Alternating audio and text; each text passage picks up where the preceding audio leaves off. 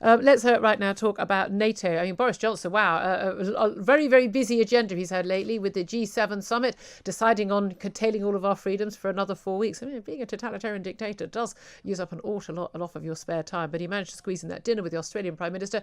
After that, NATO summit in Brussels. All the NATO meetings were there, of course, including the US President Joe Biden. And the NATO chief, Jens Stoltenberg, talked about the dangers being posed by China and by Russia, and stressed the alliance didn't want a new Cold War with China, but that China was coming closer to NATO in military and technological terms, and said that basically we need to actually start gearing up and preparing for the systemic challenge that is coming to NATO members. Let's talk to Tobias Ellwood, Tory MP and chair of the Defence Select Committee in the Commons, about this. Good morning to you, Tobias.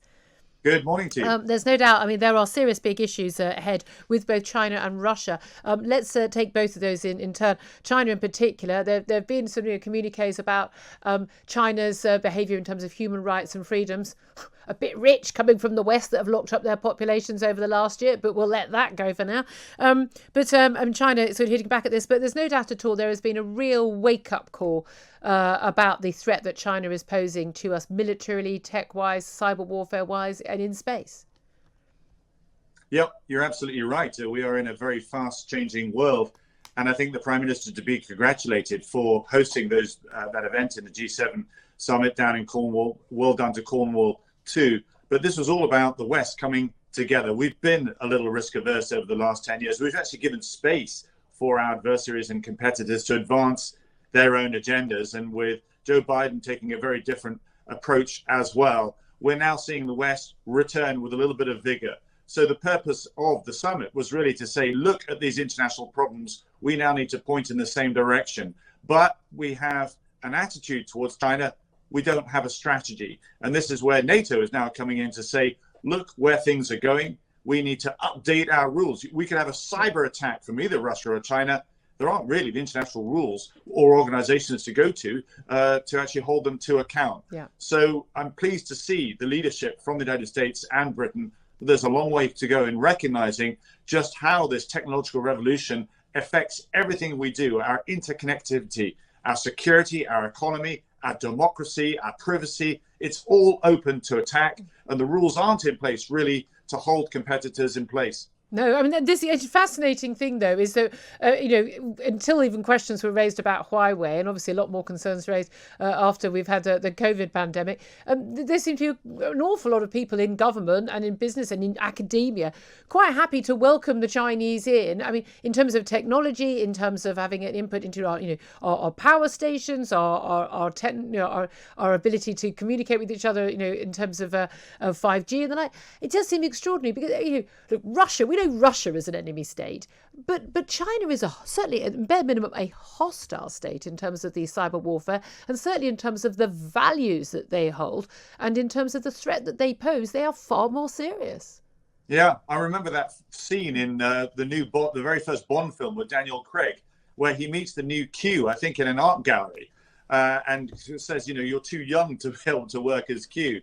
And then the youngster replies, I dare say I can do more damage with my computer, my laptop, before my first cup of Earl Grey tea than you can, with your water PPK.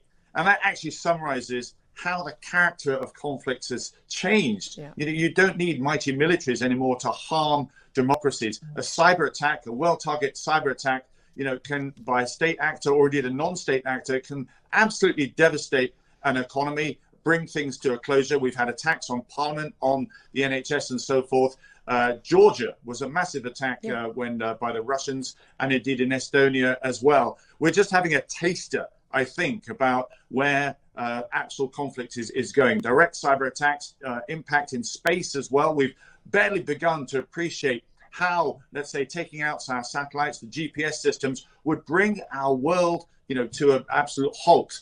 if we lost that capabilities. We need to have the protective measures in place. We need the resilience as well, but you also need to be able to point the finger and hold errant nations to account. And that's what these discussions in NATO will be all about. Indeed. And again, I think people are just totally underestimating this Belt and Road initiative that the Chinese have, investing in 70 of the poorest countries, Africa, South America's, around Southeast Asia. They are building huge influence, and that soft power, the economic power people talk about that we're supposed to have here in the UK, we are giving that away, aren't we? Let's also talk about Putin. An interview, fascinating interview he's done with NBC, American network, where he was asked about comments that Joe Biden has made previously about him being having no soul and being a killer, and Vladimir Putin just basically doing. It's almost funny if it wasn't the fact that he is a murdering tyrant. If we just ignore that small point, it's almost comical the way he sort of laughs these things off and totally sort of I don't know why everyone doesn't like me sort of thing. It's quite bizarre, but there's no doubt at all that the threat from Putin is being taken very seriously in NATO.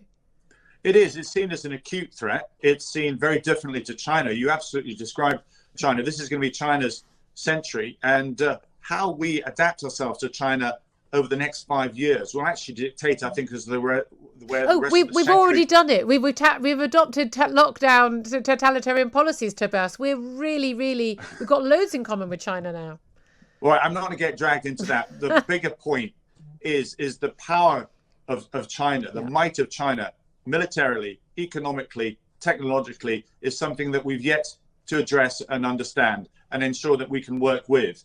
Russia is on a different scale, because there is an opportunity, in my view. This may seem out of sync with all the discussions that are taking place, but I would like to see a 10-year program to lure Russia back towards the West. And the reason why is because, as I mentioned, if this is China's century, dealing with China and getting China to abide by and agree international rules will become much harder if China and Russia are together. And naturally, I think the people of Russia would prefer to look to the West. A lot of their money comes here. We even have royal families that go back, centuries as well. The bond there is a natural one. I think it's a sensible aim, but I think it may be rather optimistic. We'll have to leave it there. So good to talk to you, Tobias Ellwood there.